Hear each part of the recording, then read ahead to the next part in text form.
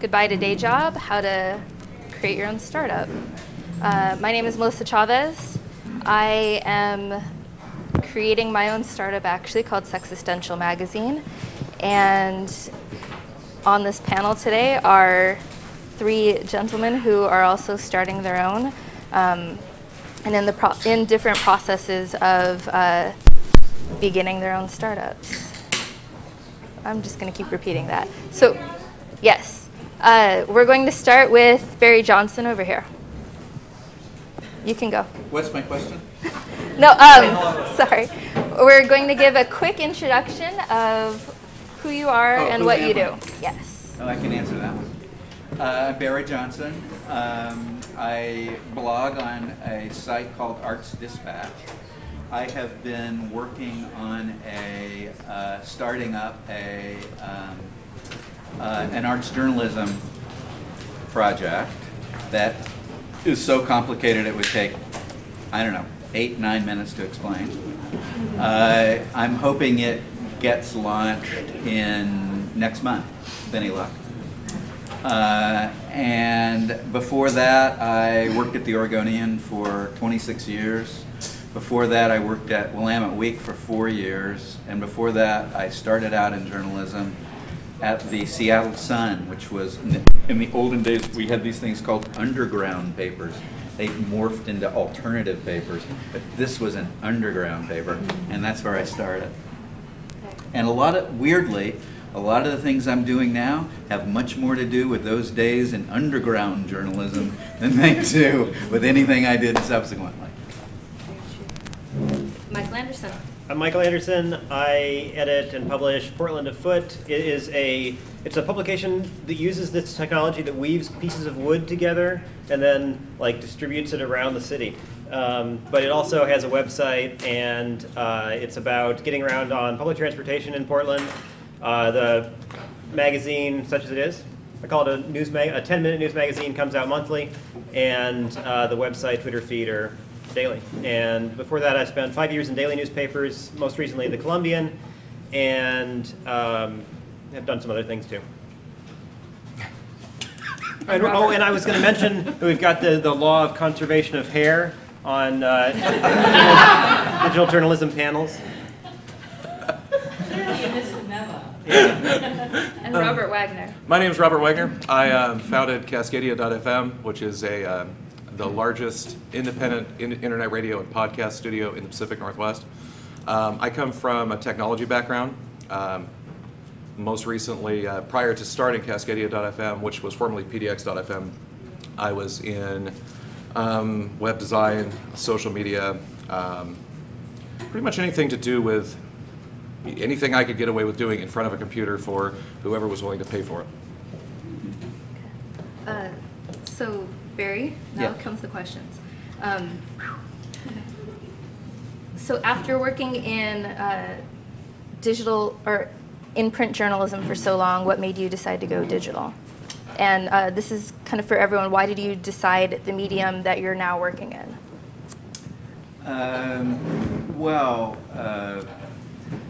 Look, everybody here knows what's happening with reporting and journalism. And I was in a very mainstream place, the Oregonian. People at the Oregonian would probably agree with me. And I sort of felt like the experiments I wanted to conduct in how can we make journalism work in Portland, I couldn't conduct there. And I needed to be out of the Oregonian to conduct them, and so I left. That's basically the reason I left. They also were offering handsome buyouts to leave, so that also figured in. But really, it had to do more with having control over the experiments I wanted to conduct than it did anything else when it comes right down to it. Does that sound plausible? No, it sounds vague. What experiments? Well, I mean, that's the startup that which maybe we'll get to.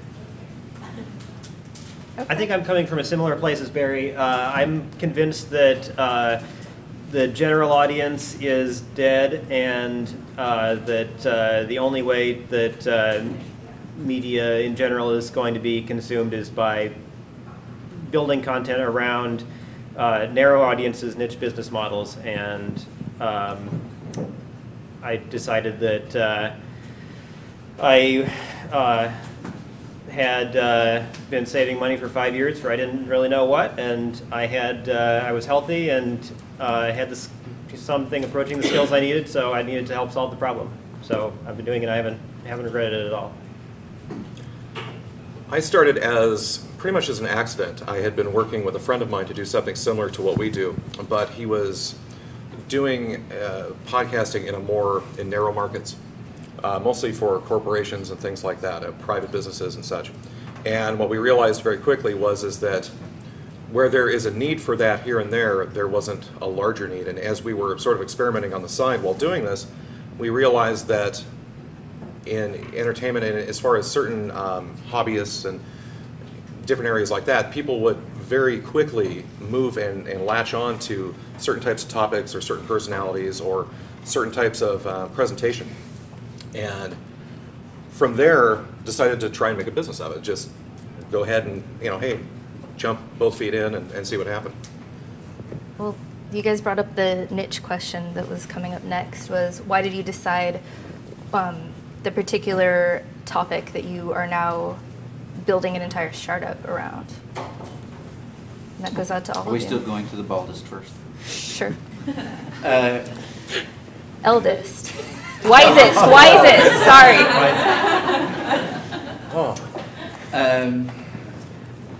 Actuarially speaking, we're starting with the most likely to die soonest. Oh, this is Chipper. What was the question? I'm doing my startup is an arts journalism project, an arts and culture journalism project.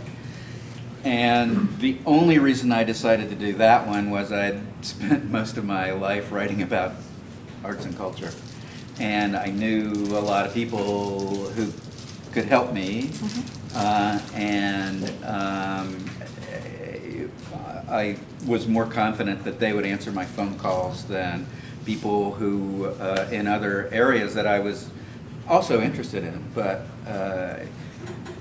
this one seemed to be the line of least resistance, and what I really wanted to check was, can we find a way to fund real journalism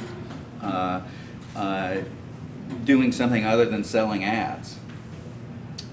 Because I don't know about you guys, but I look at this whole ad business thing, and it's hard to figure out how real, honest-to-God journalism connects with it anymore. It seems, the connection seems fainter and fainter. And so is there some other way that we can come up with that will fund it? Or, and if not, then I guess we have to be content with this ever fainter connection. But that's coming later. That's another coming later. question.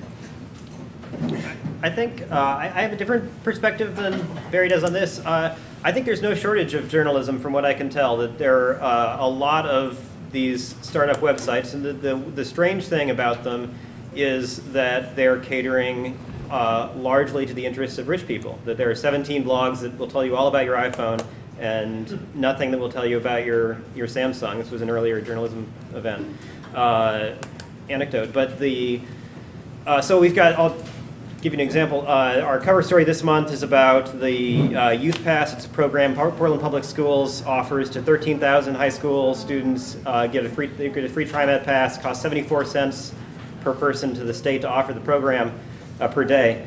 The legislature is on the verge of eliminating it.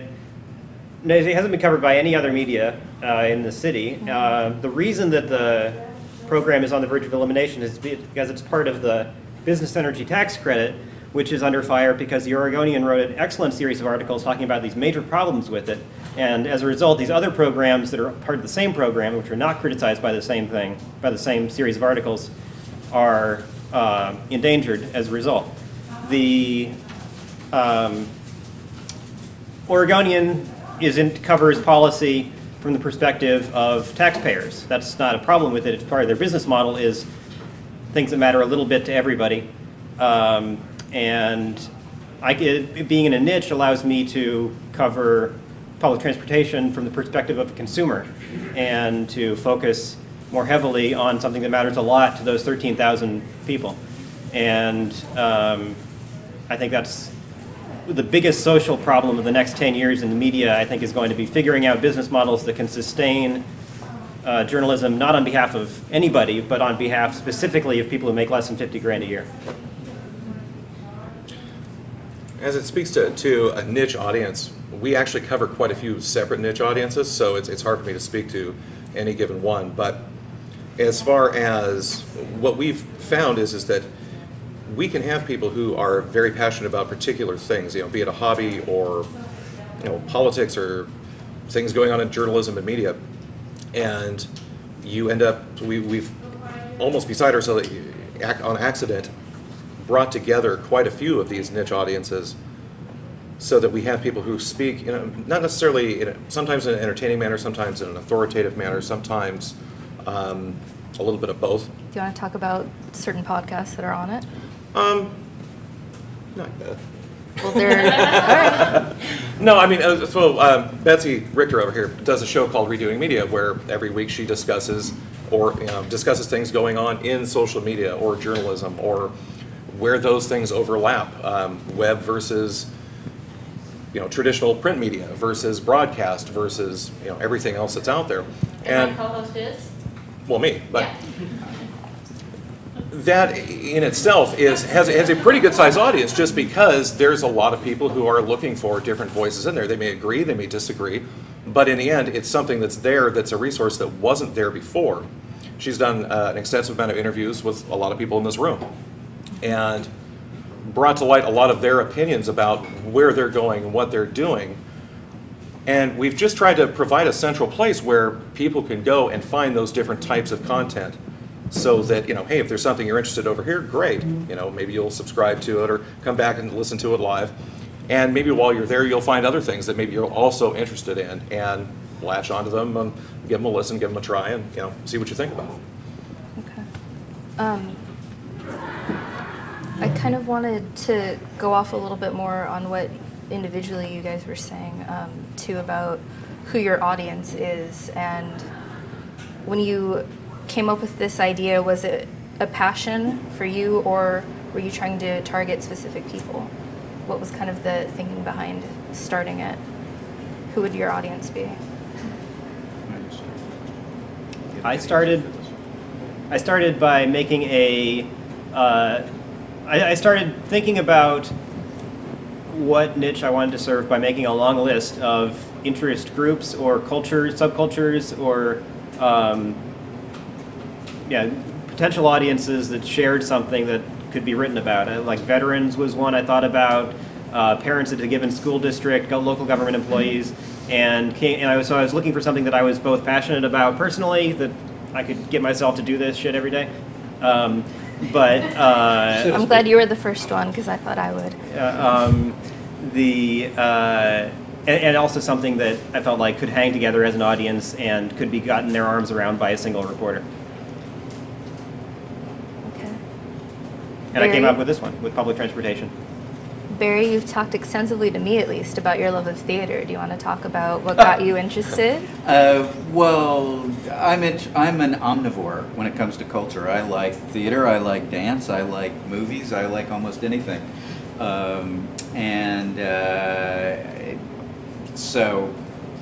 It's a passion for me.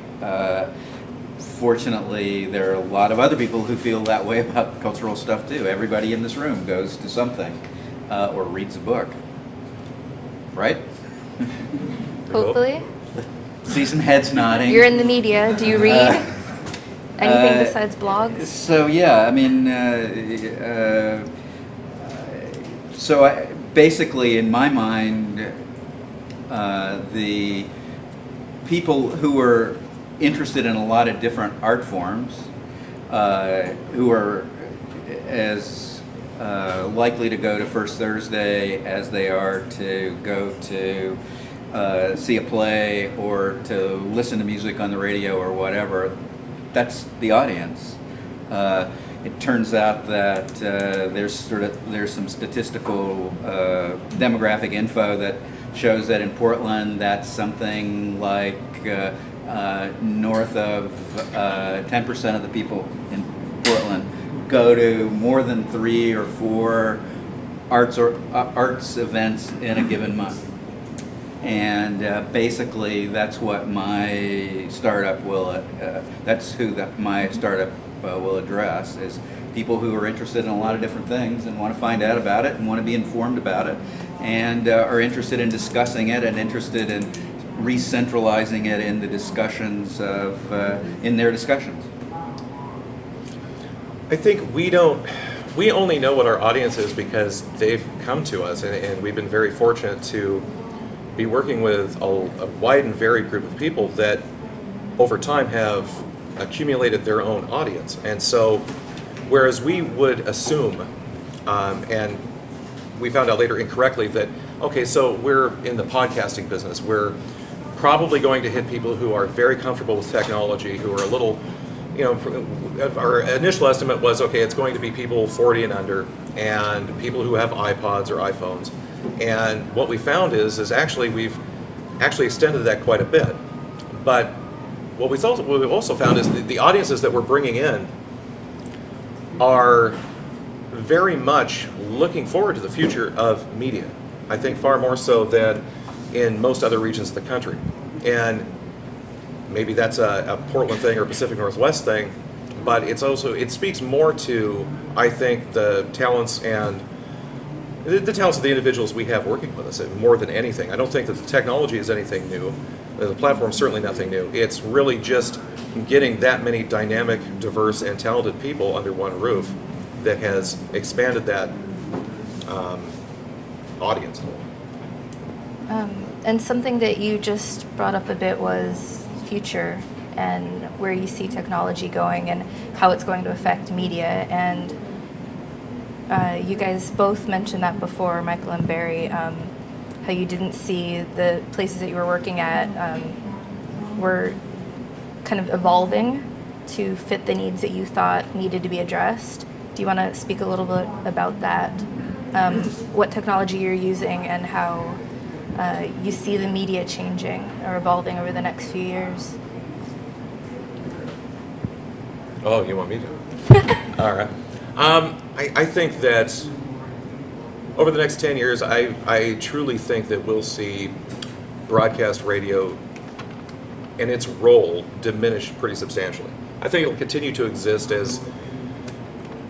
but in 10 years' time, maybe 20 years' time, maybe it won't. I mean, as we're getting more and more used to getting our content off the web, and especially with web-enabled televisions and web radios and so on and so forth, and especially with mobile more than any other application, it's just a matter of time before that's the definitive distribution method for every type of content out there.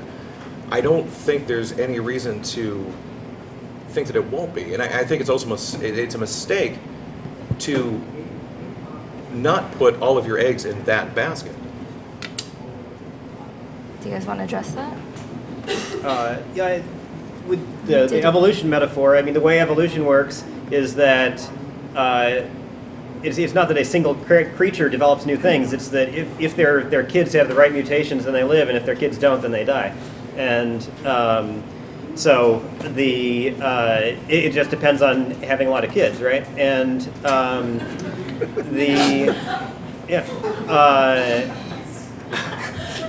Is that when I get into the relationship Right, question, yeah, how this is affected? Right, no. But I also wanted to say, just thinking as basically as a one-person shop, strategically about technology, obviously I make no attempts to keep up with the technological curve. It seems to me that I've got to wait. I don't have the resources to compete with anything, and I don't think most local news organizations do. So it's just clearer for me as a tiny operation that I've got to focus on, like the revenue panel was saying this morning, on the relationships with readers and advertisers and funding sources, and hope that the technology becomes a commodity that I can sort of grab onto the WordPresses of the world as they become awesome and cheap, and use that as the only way to try and keep up with technology.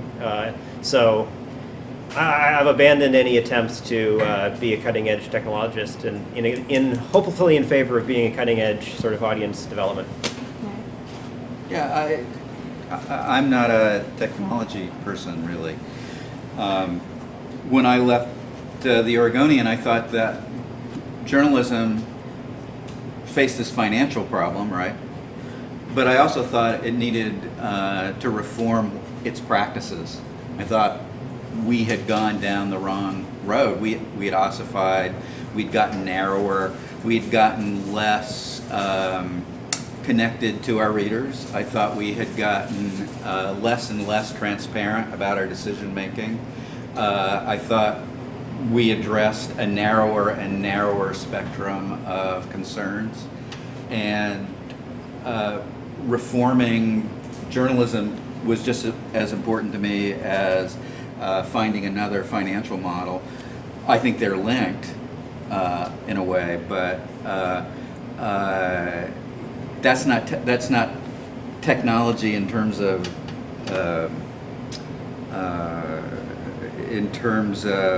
something mechanical, but it is a technology. Technology is a practice, well, in a way, it's and it's the technology of journalism practice. I think it needs to be reformed. I don't have all the answers. I'm interested in helping figure it out, but well, you can talk we'll adapt it to whatever technology comes along. If next year everybody has an iPad, you will figure out a way to get Portland Afoot on the iPad. Hire somebody who knows how to do it, presumably. But we've been talking about platforms just individually when I was speaking with each of you, and that kind of stuff, CMSs and what tools you're using. And so I wanted to get into the money question a little bit. With having a startup, I personally have been using a lot more open source stuff, and I'm actually on the board of Open Source Bridge, which is an open source technology conference in town that's in June, and I'm totally shilling that if anyone wants to go. I have Media Pass stuff that I can give you information on. But I'm approaching it from, I pretty much did quit my job because I hated it and I hated who I was working for, and I had a bit of money saved. And Michael, you said you had been saving for about 5 years. Barry, you took a buyout. And Robert, I listened to you on Redoing the Media, and I know you've said before that anyone who starts up should have a day job or should have some sort of income coming in before they do it as well. But can you guys talk a little bit about Money Stream, how things have changed since you decided to quit, and how that's kind of impacted your lives? Money. Wouldn't that be great? I'd like to have some. Yes. Now, I mean, I went from making really good money about 3 years ago to right now I probably make as much as I did when I was 22, 23 years old.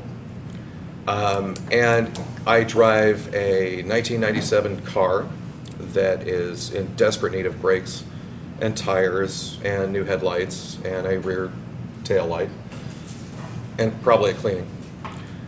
And honestly, I'm fine with it, because what you realize is that, to go back to what Barry was saying, it's that underground thing where you are actually doing something every day that you truly believe in, that you truly want to do, that you find people every day who are coming to you and telling you, hey, I find value in this, or I enjoyed this, or thanks for helping these guys do this.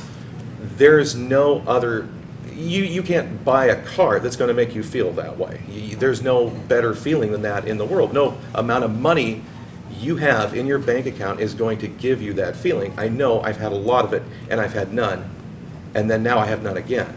And I can honestly say I would never trade that. I would rather not be homeless, but I'm okay with eating at a food cart every day instead of going out to a fancy lunch. I'm okay with driving that car. I'm okay with working longer hours, and just simply because I believe in it. I mean, there's no replacing it.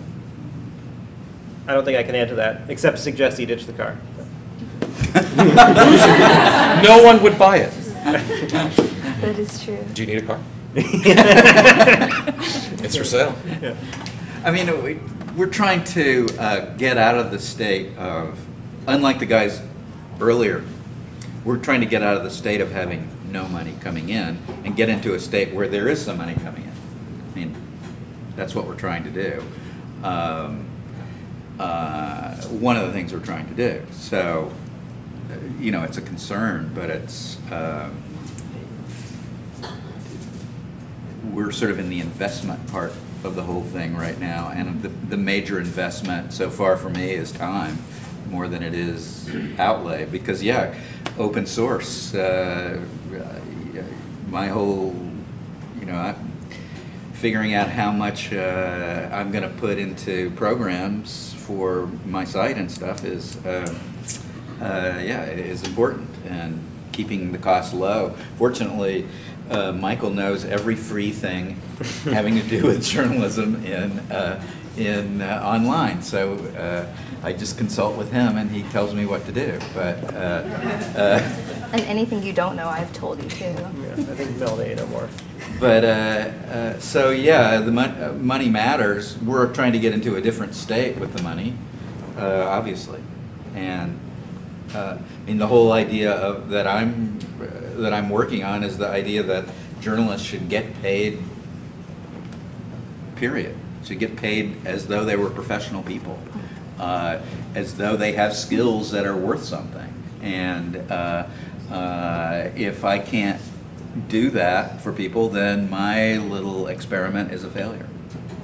That's a good point. I mean, as each of us thinks of ways to grow our enterprises, hopefully we're looking for people who can do part of the work, and they're not going to have the satisfaction that we get as payment for starting our own thing. So obviously that's one of the goals.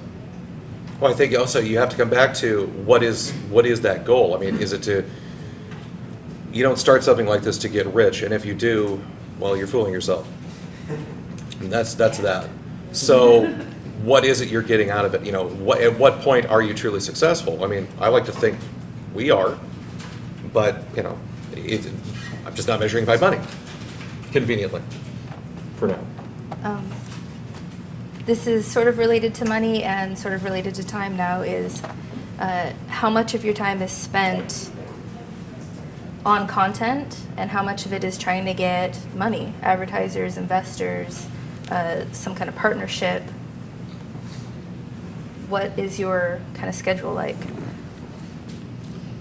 Overall, I spend far too much time doing administrative things and technical, more than I actually probably spend on content. I'm fortunate to have a lot of people making very good content already, so I'm probably not the best one to ask this particular question. As far as the advertiser part, I'm so far from a salesman, it's ridiculous. We've actually just brought somebody in hopes of getting that going, because it's with all the other bases that have to be covered, there's not been time for it. And quite honestly, all the other bases are so much fun that for me, looking at it as, okay, well now I'm going to go do sales.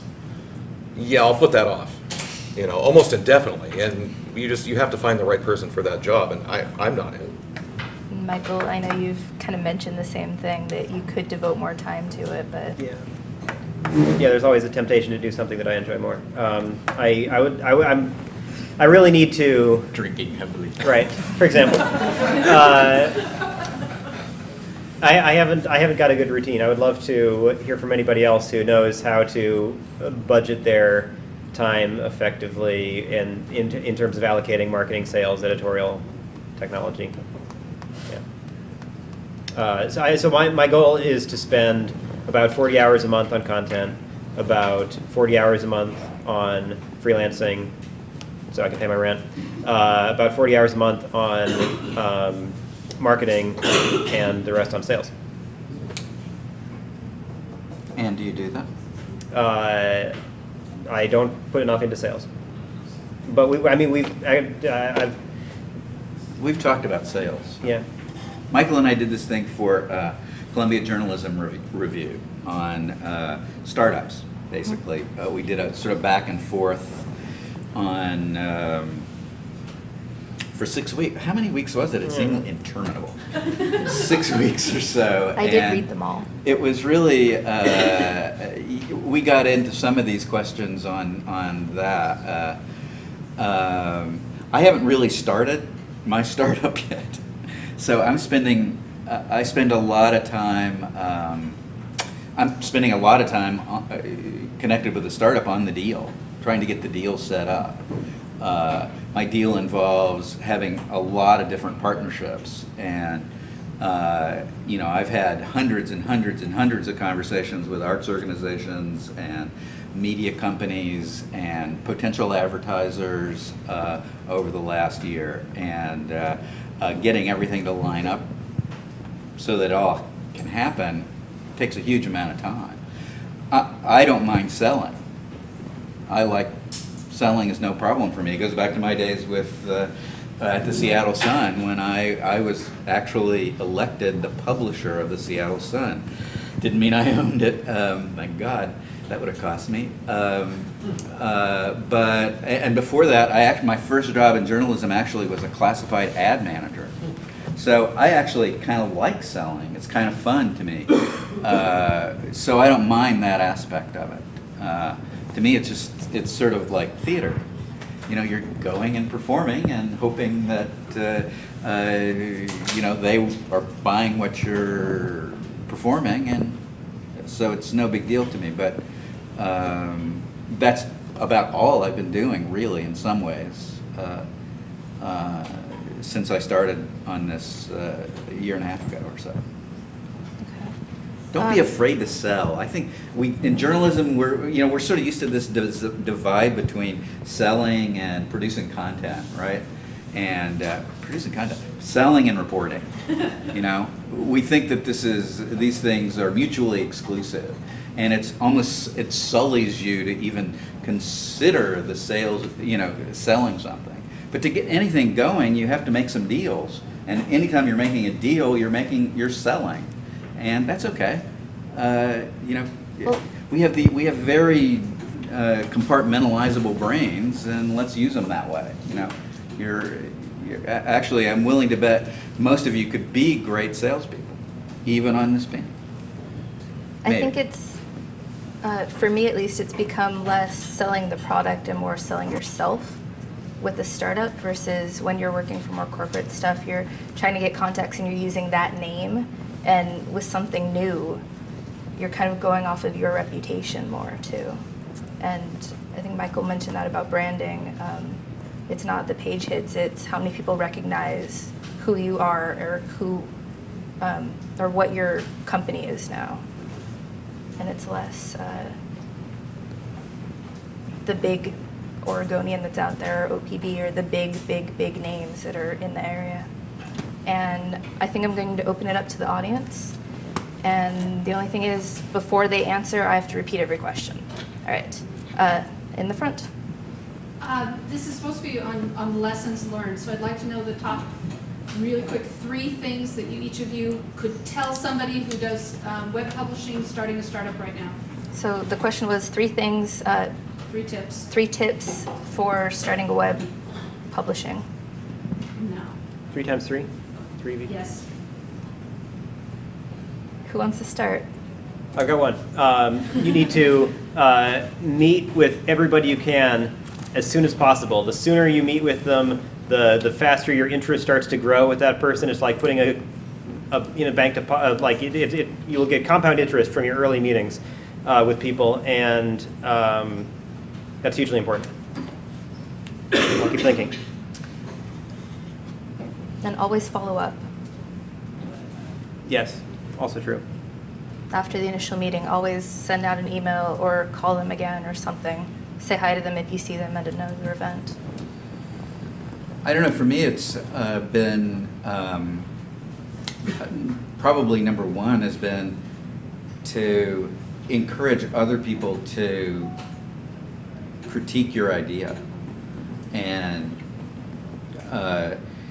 even dissuade you from doing it, it's fine too. But get other people to participate. Get other people to be creative with your idea. The course my thing has taken is completely different because of all those conversations I had. All those people changed it. I can look around the room and see people who changed my idea and made me think about it in a different way. Michael really changed my idea.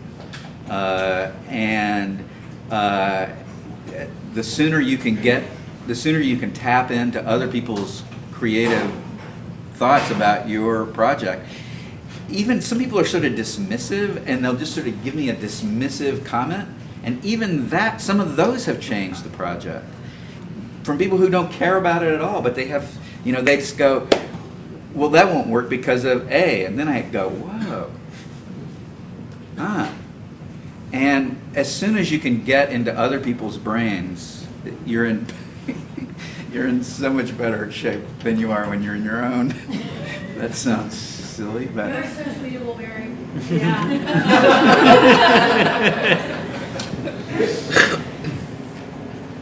I think the single biggest thing that the benefit that we've had has been, and speaking in terms of web publishing, is I'm a huge WordPress nerd and just love it to death. And I've been using it for, oh boy, I have to say 6-7 years. And so no matter what is going on behind the scenes with us, and no matter how much chaos there is, and no matter how much everything that the public can't see may be falling apart, we can still have this nice thing out there that just makes everything look nice and professional and clear and wonderful and yay. And that really has to do with my enthusiasm for it, but it's also the fact that this is, it's knowing your tools more than anything. I mean, if you actually can get to the point where you know something and love using it, because honestly, even though we do audio, and that's what we're known for, half of it was born out of the fact that we have a love for this publishing platform that I don't think gets near enough credit for what we do. Well, it doesn't really get any, but I just gave it some. And really, I can't stress that enough. I mean, it's very, very much fun that didn't make sense. It's a lot of fun to actually work with. And it makes it so no matter how messed up things are over here at the end of the day, you can still come out looking like you know what you're doing. And I think that helps with sales, I think it helps with marketing, I think it helps with people enjoying the content that's actually there. I've been describing myself as a one-man operation. It's a nonprofit, so I report to a board of people I somehow convinced to help me out on this, and I've really been able to benefit from having them as a sounding board. It's not a high commitment for them, and God knows I'm not asking for money, but just being able, like Jonathan was saying this morning, to have somebody else to bounce advertising decisions off of and sort of attribute advertising decisions to is useful to me editorially, among other things. And that's something that a for-profit could do just as easily. I think I've had more mentors because I have worked with nonprofits and worked in media nonprofits, and it was actually disastrous for me. So we've talked about that a little bit, is that you're actually getting help and then getting slightly less help in certain aspects, like editing. And I was going to mention the wiki, that you use a wiki, and you can edit anything that he writes using on his site because it is a wiki. And we've met before through Wiki Wednesday, and we met before through the different journalism things, because I've actually been using that too, and also open source. And Julie. Yeah, I'm curious to hear you guys talk about your specific revenue models, and also how much, if at all, you ask your readers or your listeners for contributions. Okay, so the question was about specific revenue models and how much you ask readers for contributions. We've not asked listeners for contributions whatsoever. There's some of the podcasts have merchandise and things like that where they'll sell T-shirts, and I assume there's a couple dollars of markup here and there. we've held events, quite a few of them at this point, and given the time that we spend actually putting the events together, it's really not as though we've made money off them. We've probably made a pretty average hourly wage when all was said and done, the dust settled. Can I ask you one thing? Sure. Court and Fat Boy, do they go through you to do their events, or? No, their events are all theirs, and we just promote them. Okay, keep Yeah. going. Sorry. So, and actually, their events work much the same way. I mean, they put a lot of work into what they do, and they have to go out and pitch it and show up for it and the whole bit. So it's most of the revenue that's come in has been from consultation. We have a certain amount of private or corporate podcasts that aren't necessarily directly associated with the outward-facing website, or just working our butts off at events. We hope to change that very soon, and hence bringing on a salesperson who's has a track record of doing that sort of thing, because we really don't. We've got a budget of $12,000 this year. Theoretically, miraculously, we're on track so far. We've got about $5,000 in revenue this year so far, and the 80% of that or so is advertising. I've got an excuse to ask for money because people are used to paying something for a home subscription to a print product that costs $14, and then people can also put up $25 to be a believer, and we've got a fair number of those as well, more than I expected. I'm not good at asking for money without a transaction involvement, and I'm trying to learn how that's done. So you need to make t-shirts? Yeah, exactly. Ultimately, my project is it's a nonprofit, and what I'm hoping is that it will be supported a lot like OPB with members. And the reason I got arts organizations involved in mine was that I'm trying to jumpstart that membership in year one by pooling the subscriber lists of large arts organizations in Portland. So right now I have 35,000 imaginary members. They'll get an e-newsletter at the end of the first year. I'm condensing a lot here, but at the end of the first year, I will go to them and say, do you want to support what we've done? And if so, you'll subscribe to us. You'll become a member of our organization the way you would OPB, the way you support OPB. And I'm sure that the overlap in the subscribers to major Portland arts organizations is very similar to this. It overlaps a lot with the OPB members. So they're used to that idea, and if enough of them say yes, then we'll keep going, and if they don't, then we won't. Yes. There's been a lot of talk about niche markets. It's a kind of a dominant theme in the blogosphere. It's a dominant theme in journalism with hyper-localization and things like that. It would seem that there's the potential there for kind of a backwards model of distinguishing oneself, and that could lead to people distinguishing themselves only by their niche and not necessarily by the work that they do. What are some? Do you see that being a problem in other people's work? Is it ever something you catch yourselves doing? And do you think? I guess, how do you think people can continue to distinguish themselves with the work they do, aside from just choosing the right niche market?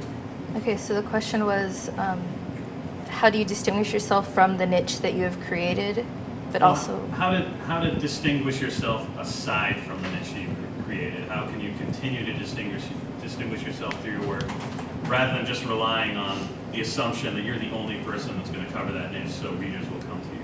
Okay. How to identify yourself separate from the niche as well? Well, to me, look, if I'm not doing it well, I'm not interested in doing it. Yeah. Like I said before, I'm as interested in reforming journalism as I am in creating a niche product. Well, can I take this one for a little bit too? One of the things that I like about Michael's is that he talks about transportation, but he talks about schools, and he talks about love stories. When for February you had you talked a little bit about both Craigslist ads because people say I miss like the misconnections, and you also retweeted something that TriMet had been doing about people who had met through public transit. And so despite the fact that they're all niche per se, even though I would say that Cascadia FM, each individual has a niche perhaps, but they talk about lots and lots and lots of different types of news. They just take their particular angle on it. And I know for art stuff, he might interview a dancer, but he'll go beyond that and he'll talk about different things that that person likes or different interests that that person has. So it isn't just one particular niche. They expand upon that with a lot of different interests. Yeah, I mean, what I'm interested in is how arts and culture intersects with lots of different parts of society. I think we have a lot to learn from, we learn a lot from arts. That's why we go. That's why everybody here goes, or reads, or watches. And so, yeah, I don't, niche has more to do with the financial model than it does with I think with our brains and the way our brains work. I think our brains are automatically sort of expansive and connective. And as long as you're following I'm back in my brain, but as long as you're following your brain, that problem isn't going to come up because, I think society tends not to be focused and compartmentalized these days. I think it's much more fluid, and so is that sort of what you mean? Yeah, sort of. I think the reason that niche is that I think niche is working now better than it used to be is not that people are more interested in reading niche publications, but it's because it's more technologically easier to find the various niches that matter to you and so on. So I would totally agree that people are drawn to many niches. It's suddenly I can easily gather, aggregate, filter information from whatever my various interests are. And that's when I bring back the first panel that was here today with the food carts and Bike Portland. It's easier to find interests that you like based on that. Doug? Are you concerned about the digital divide, and are you using tools like mobile technology, and I know Michael uses print media and stuff, to sort of bridge that gap between people that have access to content? So the question was about mobile divide and... Well, are you concerned about the digital divide, meaning people who have access to digital content Okay. and stuff, and those who don't? And are you personally, with your own sites, are you using things like mobile technology and more traditional media to sort of bridge that? So this is a bit of the journalism equity question that you had mentioned. And it's about reaching an audience that might not have the access to online, since everyone does use an online component for everything, and mobile. I think, well, obviously, I mean, we're internet only, so without access to online, there's no access to us. That said, we've tried to make it as easy as possible for people to get to us through mobile devices. I mean, to the point where we've yet to produce an app, just because we don't want people to have to go in, download something just to get there. We want people to immediately have access to it just because they're connected. And have miraculously somehow found ways of doing that. Because without that, I mean, 75% of our audience is gone. I mean, there's so many people are listening to what we do while jogging around or commuting or doing, stuff away from a desk that, without that mobile connection, we're pretty much screwed. You're just nodding. Do you want to address that or no? It's a big problem. There's a reverse digital divide in mobile, fortunately. Mobile is definitely where Portland Afoot needs to be in 5 years. I don't have a strategy to get there yet. I'm hoping that it'll get cheaper and I can have the audience attention and brand to survive that long. To me, you know that Google was sort of auctioning off or auctioning is the wrong word, but there was a contest to try to get an entire city wired to. There are people who know about this far more than I do, but yeah, We didn't get it. We didn't. That's the bottom line. yeah, we didn't get it. But to me, this is a problem that is a society problem. We need to figure out as a society, is this important to us? Is it important to us that everybody can get online? And if it is, then we should be working as a society to get that and to make sure that everybody can, and that it's not a matter of you know, the luck of your economic draw that allows you to be online or not online. A startup, a little internet startup art site is not going to be able to solve that by itself, but it has an obligation, I think, to participate in solutions, in a society solution to it. So I guess that's what I would say. But to me, it's a massive problem. It's and one that only together we can advocate for a solution. So I think that was the last question. We have like 2 minutes, so. Are any of you partnering with organizations in your community, not necessarily news org, but any organization that will help advance your mission or complement your goals, complement That is a fantastic idea. I think every startup should do that. Should look for interest groups that that share your interests. So the question was, are you partnering? Who are you partnering with? No, you're fine. Michael, are you partnering? Yeah, it's a great idea. Barry's the master of this. That's his entire model. Yes. It is. And so, yeah, to me, if I were going to fill out I only named one of my 3 most important things. And another one would be find people to partner with, find people who can work with you, find people who are interested in what you're doing. It turns out there are a lot of people, weirdly, who are interested in there being an independent journalism around arts and culture. I'm sure there are a lot of people interested in there being an independent journalism project around commuting and getting around without cars, etc. Find people who care about what you're doing and